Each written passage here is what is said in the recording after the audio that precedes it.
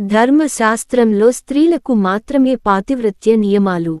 చాలా పాతివ్రత్య నియమాలు, వ్రతాలు, నోములు స్త్రీలు ఆచరించేవిగా ఉంటాయి.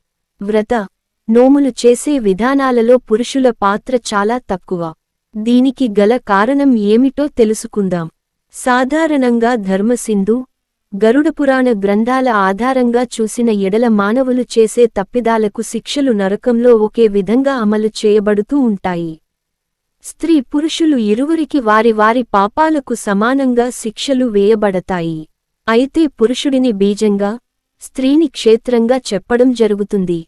ఒక వంశం పురోగాభివృద్ధి చెందే విధంగా సరియైనటువంటి స్త్రీని తన కుమారుడికి భార్యగా చేసే ప్రయత్నాన్ని మామగారు చేస్తుంటారు లేదా ఇంటి యజమాని చేస్తూ ఉంటారు.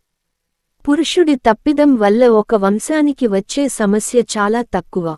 కానీ ఒక వంశం నుంచి వచ్చి మరొక